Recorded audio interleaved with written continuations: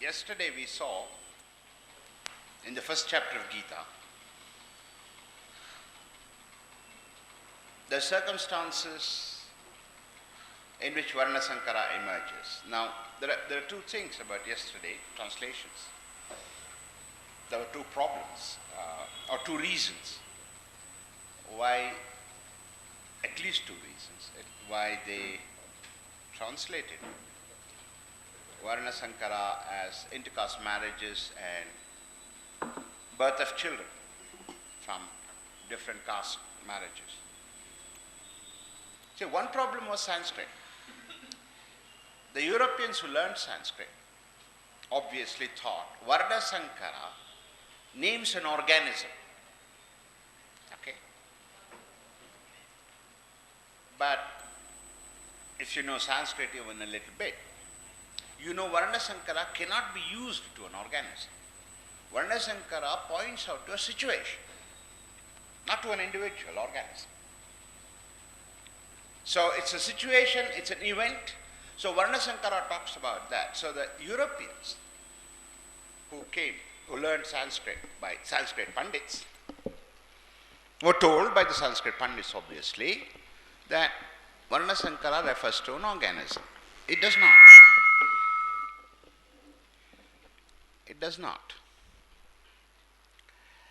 So, Jayate Varna Sankara, Jayate they saw as birth. Basically, it's not, yes, birth, but it's origin. That's what they're talking about, because in Gita there is tremendous use of this origin metaphor. Sanjayate, upajayate, samjaya, etc., etc. Jayate, they use these words. So it's emergence, origin, birth, in that sense.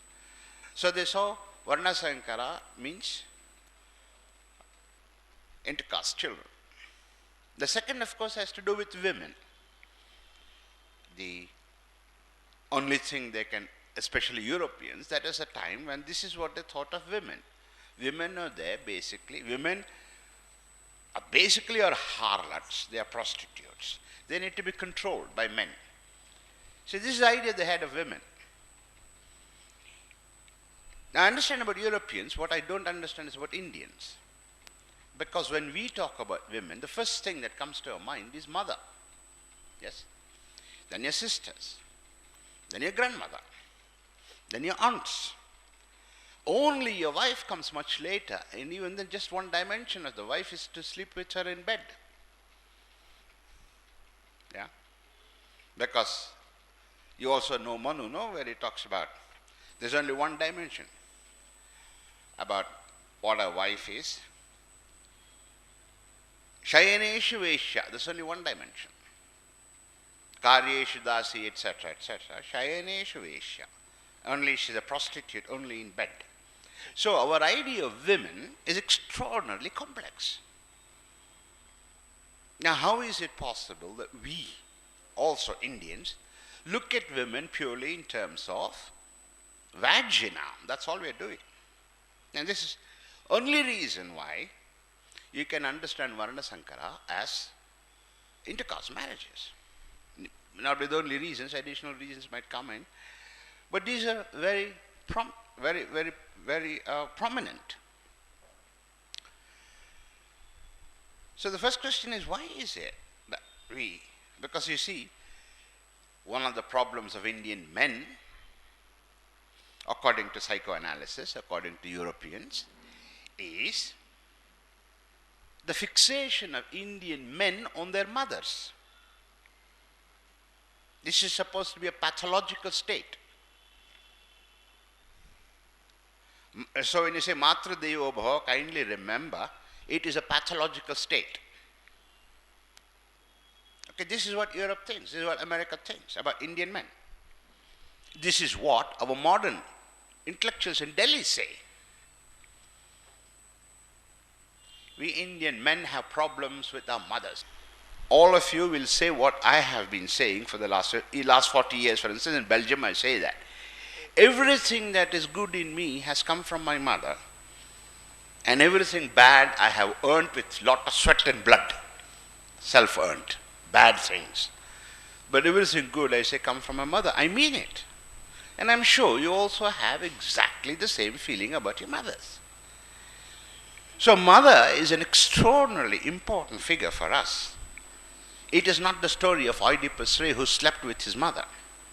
That is not what a mother is to us. But the sophisticated Delhi intellectuals, your Marxists, right, tell the story about us. So, next time you want to criticize Varnasankara, keep this in mind.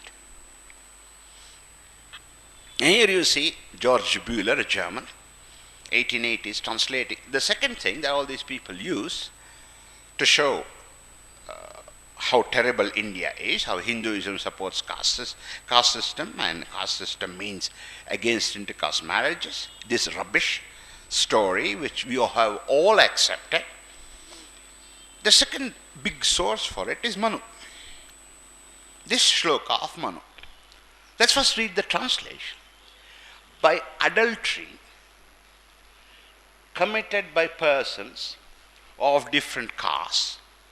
So the word by marriages with women who ought not to be married, and by the neglect of duties and occupations prescribed to each meaning what?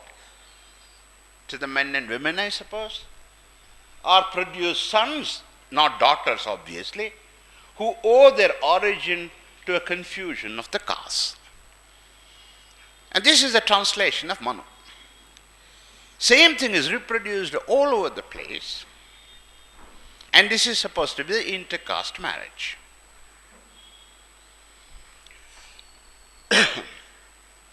Again the same problem. Do the text say that? What does the text say? Is this what is meant? First of all, when it talks about adultery, what is it talking about? Vyabhicharena varnanam. There is vyabhichara between varnas. Why do you always have to think of sex about that? Nobody knows what varna is. They say, yeah? Everybody in the world says they don't know what varna is, what caste is. If you don't know that, why do you say vyabhicharena varnana means adultery between man and woman? You know what adultery means actually? If you're married, you go and sleep with someone else, that is adultery. You must be married first. Unmarried cannot have adultery. Alright? So, by adultery, which means my wife sleeps with another man, then she's committing adultery. I am married, I sleep with another woman, that's committing adultery. Without being married, you cannot commit adultery. That's English. That's the meaning of the word. Vyabhichara, whatever the vyabhichara is, let's keep, and varna. If there is vyabhichara between varnas, where is marriage here? Where is adultery here, please?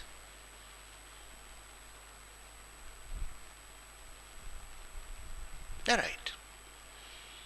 And we reproduce it. Idiots who reproduce this, we give them all kinds of awards. They can't read. And not only that, they're dishonest.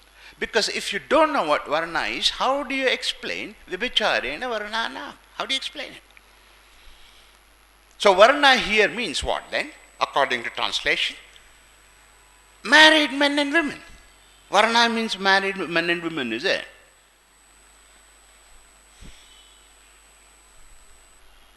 Avedhya vedanena cha. And let us see how it translates it. By marriages with women who ought not to be married. Huh? What the hell? Avedhya vedanena cha. That means knowing something you are not supposed to know. And by the neglect of duties, that's okay, and occupations now prescribed to each, or produced sons. Where is the son? Where is it? Sakarmena tyagena jayante Jayate Varna Sankara. Where are sons? Where are daughters? Daughters are forgiven, is it? In other words, even if you know a little bit of Sanskrit, you can't give this as translation. Not possible. But if this is not possible, why have people been saying this for 200 years? Worse, why have you people accepted it? How is it possible? I have heard any number of people say the following: Varna is wonderful. It has degenerated into caste. I don't support caste system, but I love Varna system. You don't know what Varna is, you don't know what caste is, you just bullshit. I have heard NRI saying even worse. Old time caste system was very good, but today you see all Indians have made a bad caste system. See, we are like this. Alright? So, whatever Manu is saying, he cannot be saying what's written there. Because those words do not exist in the shloka, in that shloka. And this is something you must understand very seriously. You know, there was a guy called Goebbels in Germany. He was a propagandist. And he taught us the following truth, which is, when lies are spread often enough, they become the truth. This is what's happened to India. When the lie about us has been spread around for centuries, we think it's the truth. I hope we can reflect a little bit later why it is happening, but this is where we are. So what I'll now do is give you a small hypothesis, a fragment of a hypothesis, to understand what precisely is this guy talking about. What could Indians have meant by Varna Sankara, and why? And this is important. If you read the first chapter, as you read yesterday, Varna Sankara is a terrible situation to occur. Yeah? This is the feeling in Gita. I will show you why. It is terrible and terrifying.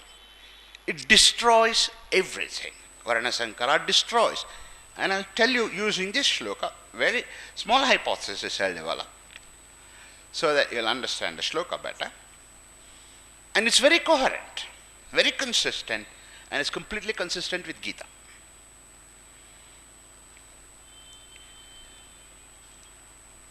So, let me just give you some threads of the hypothesis, just so that you get an idea what I'm talking about.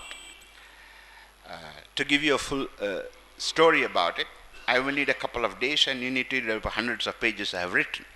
So, I won't bore you with all those things, just give you a couple of threads. One is the famous Purusha Sukta coming from Rigveda, right? Where from Virat Purusha, 4 Varnas came into existence from the eyes of the face, and you know that, Kshatriya, Brahmana, Kshatriya, Vaishya, Shudra. We'll also be reading about it in the Upanishad, how Brihadaranyaka looks at it. Anyway, now one thing you also know, that in any society of any complexity, only those 4 groups don't exist, right? There are bankers, there are industrialists, there are laborers, there is literati, there are architects. So a society is made out of more than just those 4 Varnas. So this story that only 4 Varnas there, Panchama Varna, the Dalits, this is bullshit story. No society exists that way. No society exists that way. Has never existed. So the first question you have to ask is, why did they speak only about 4 Varnas? Why did they not speak about others? Because if you remember, I read out from Mahabharata, where the Vyasa shows, he knows there are other castes and other groups and other people in society. So they knew it. Still they spoke only about 4 Varnas. Why did they speak about 4 Varnas? Imagine something which you don't allow, which you don't, in the way you have been accepting all these stories. You think our ancestors were a bunch of idiots, right? Now, I would like you to have a little bit of goodwill and think that our ancestors were intelligent people doing research. Just not like Balu, but like yourselves, intelligent people. So let's assume that they did they understood society much more than sociologists who has ever existed on this planet.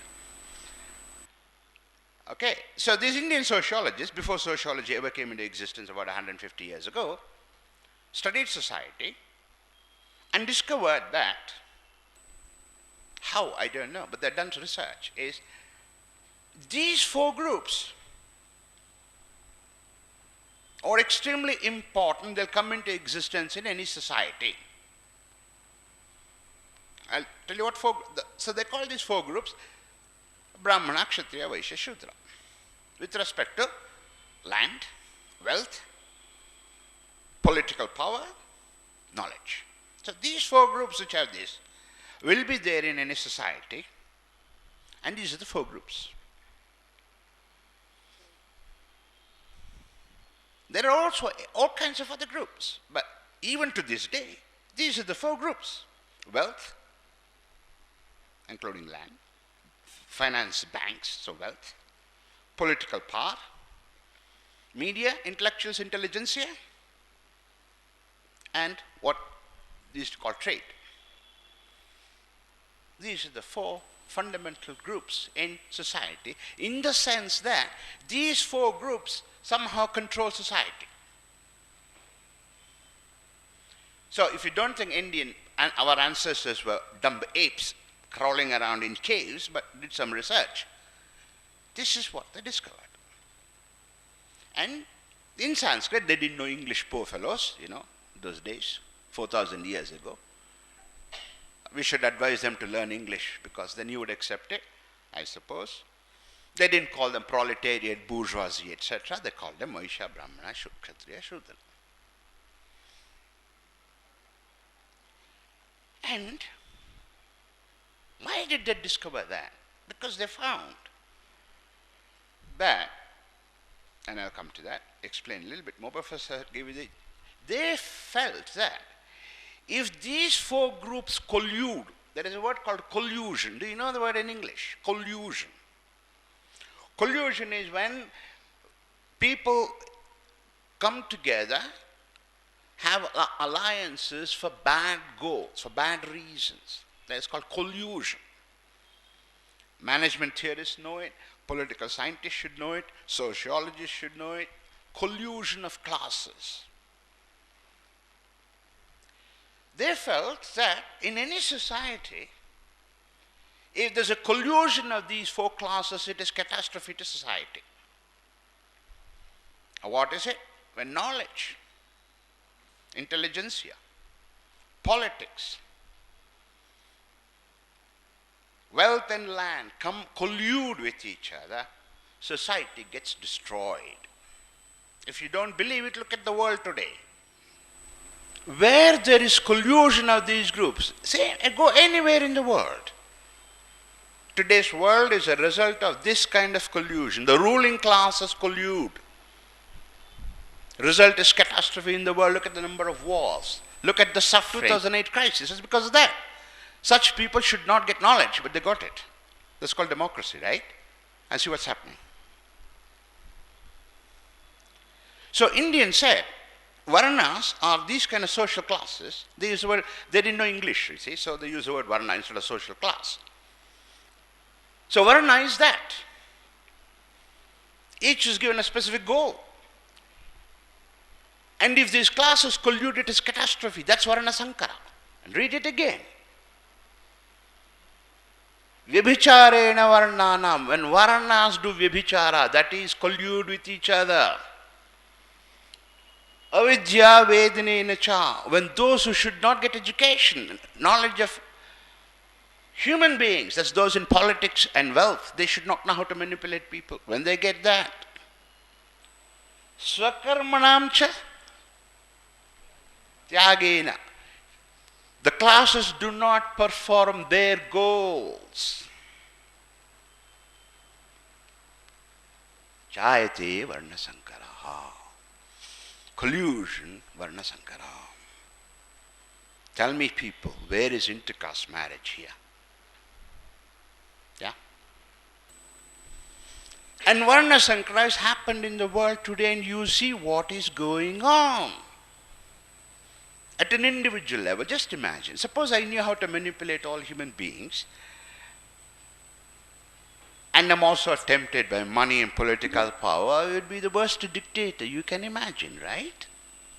That happens to each one of us.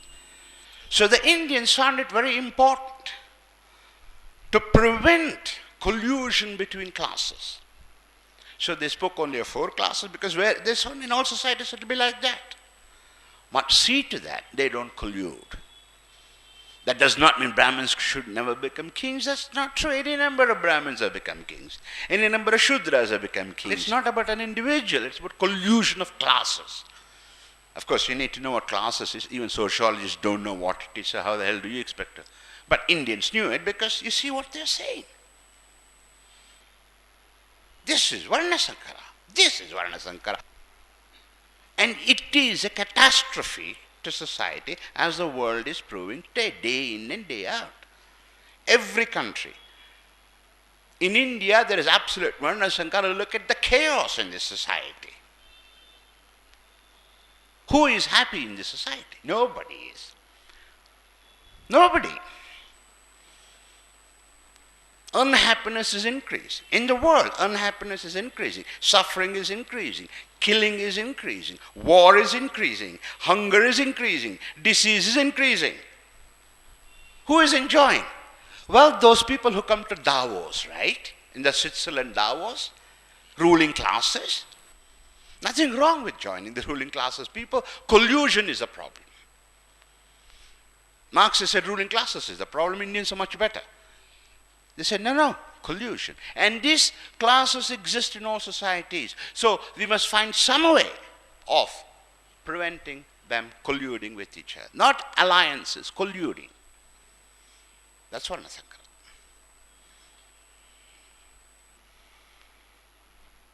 If you are a serious intellectual, serious scientist, you will be absolutely dumbfounded. How did these guys do this research and discover this 2,500 years ago? This is what should astound you. I am astounded. How many societies did they study? How the hell did Indians discover that? And very precise. And that is why Sakarma, what is it? Sakarmana cha tyagena. Giving up swakarma, not some prescribed duty. Classes leave. For example, Brahmins, instead of seeking knowledge, they also want knowledge and money and wealth and power and so on. They're giving up sakarma. Same thing with Vaishyas and Shudras and so on. Where did they do? This is scientific. Otherwise, you can't come to this conclusion. If you didn't do scientific study of societies, there's no way on earth you'll come to this conclusion. Not only did they come to the conclusion, a culture was developed here which built this in all of us. Lucky, unlucky. I'm a Brahmin, I seek knowledge. How the hell did that happen? I don't want money. I've been offered a lot of money. Power, prestige, positions. I've been offered all that. It didn't interest me. How the hell did they cultivate me? How did they bring me up this way? How did society, such a huge society, how did they develop this way of bringing up children?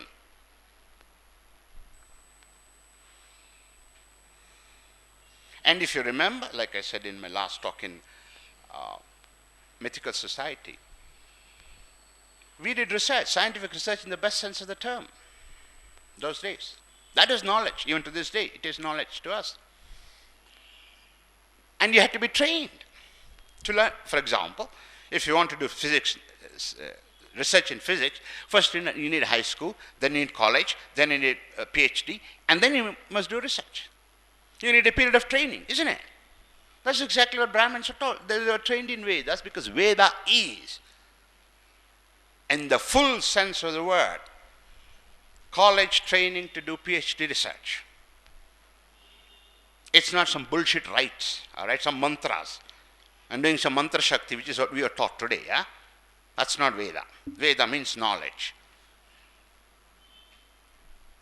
It's not some rubbish. That's what they say. No, what is it? Adidaivika, Adhyatmika, Adibhautika meaning in Veda. Don't read that shit. It's knowledge. There is no Adhyatmika, Adibhautika, Adidaivika in knowledge. If it is, show me where it is in Einstein's paper. Adhyatmika, Adidaivika, Adibhautika. Where is it? So if Veda is knowledge, same property applies there.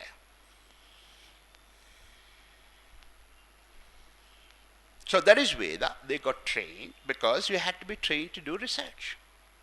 Without training, you can't do research. So like this. So the child rearing was, bringing up children, was defined by that. Same thing to other groups. Like see how Marwadi people bring up their children. They learn to do business on the lap of their grandfathers and fathers. Go see them. Go to Jains and see how they do it. So this way, bringing up children depends very much upon not profession. The varna you belong to what you want to do. So when yesterday somebody came, Chaturvarnam Maya Srishta Gunkarma Vibhagasha, I got angry because he's talking rubbish.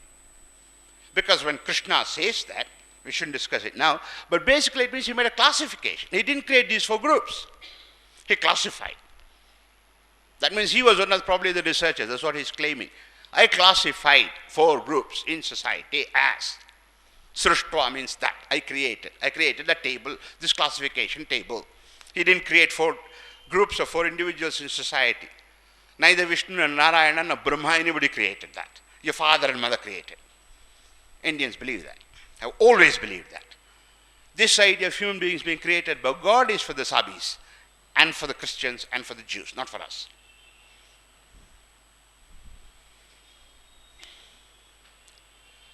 So the problem is, we don't know what Varna is. Like yesterday that gentleman was saying, he was sitting and talking about how Chaturvarna Maya Srishta, because he knows Gita. He doesn't know what he's talking about. And this is where you people are. It's been cited. Krishna himself created caste system. My God. Why? Because Chaturvarna Maya Srishta Gunakarma Bhagasha. Krishna has said it in Gita, therefore he created the caste system. How many idiots haven't said this? Why can't they read? Answer the question. Ask yourself, why can't you read? Why have you not read this? Why do you not ask the question, where these words, where is it in the shloka, in the verse? It's not there. Why should doing your karma, not doing your karma, be used to talk about Varna Sankara? What the hell is that? These simple questions you haven't asked for yourself.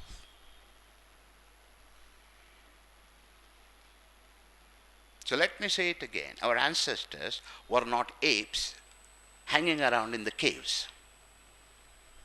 They were intelligent people. They were doing research. They were thinking. And this is the result of the thinking. And it's amazing they have done this research. I can't believe it. But the point is, there is no other way you can write this shloka if you have not done the research. Not possible.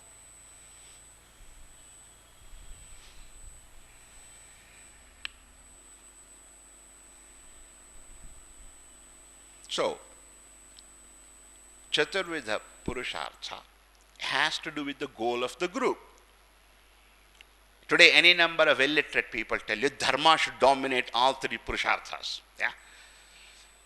Kama, you must do it according to dharma. Everything dharma must dominate. Dharma must dominate. They know what dharma means, of course. Nobody knows it.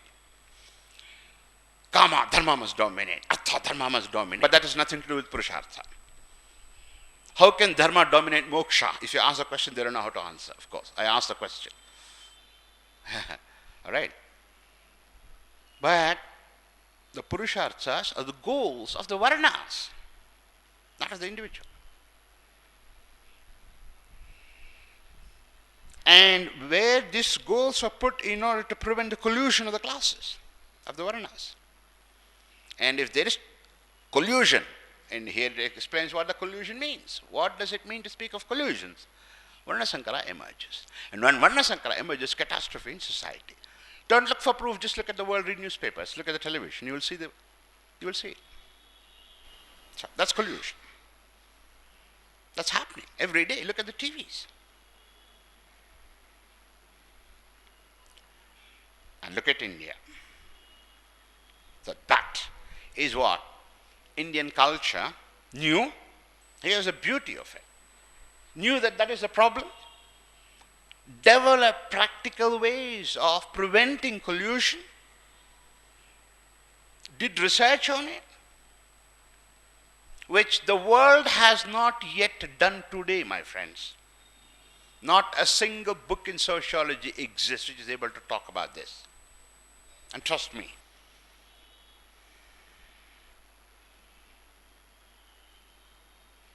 So before social sciences in the West came into existence, we were doing science. Psychology, sociology, ethics, we were doing it. And those are Vedas, those are Upanishads. Because, why did we do all that? Because we were concerned about happiness of human beings. We felt that human beings should be happy. If they have to be happy, it depends upon what kind of creatures they are, the psychology, what kind of society they live in, the sociology, what kind of organization exists there for politics. So we studied them in order to allow people, each individual human being, to find his or her own happiness in the world. That's India. That's Indian culture. And that's a culture I've been doing research in the last 40 years. That's why I admire it. That's why I love it. Because this is unbelievable, what they have done. So this is Varna Sankara. And that's why nothing against the caste system will work in India, because it doesn't exist. Varna is that, and caste is something. It's a kind of empirical organization, groups of people which came into existence, but that's a different story. But there is no caste system in India. There never was. There is no Varna system, 4 Varnas and so on. Never was. There are 4 social classes, yes, but those are not the only 4 social classes that exist in society.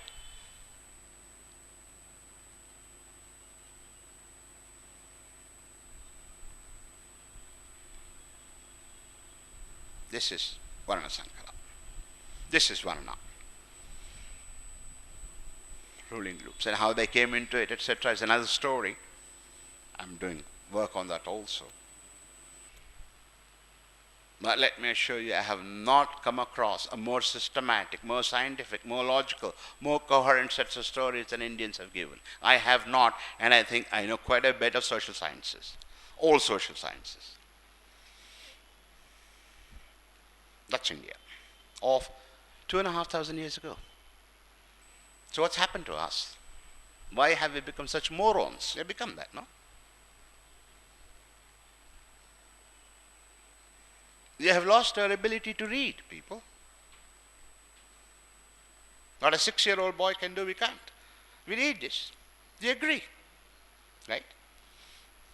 You might have been shocked a little bit, but then Manu, no, he says all kinds of things. He says, you must put oil in the ears of a Shudra if he listens to Veda. Ha ha ha. Inhuman. Ho ho ho. You know that story. Therefore Manu writes such things, yeah. That would have what probably your reaction would have been.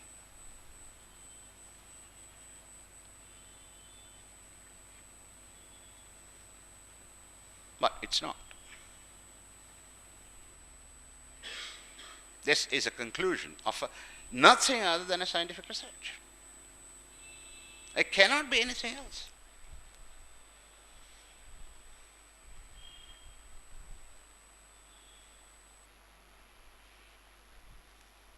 So to come back, close down this aspect of the session. I told you yesterday, remember, and that will become important next when we go to the Upanishads. It is written for you. Please remember that. For you. It's knowledge given to you. You can understand it.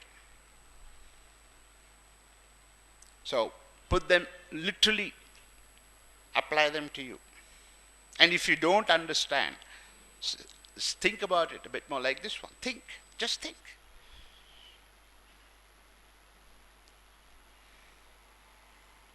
If you just think, you know, this translation of Bühler cannot be true.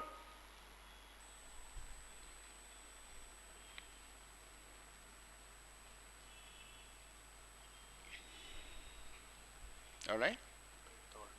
Yeah.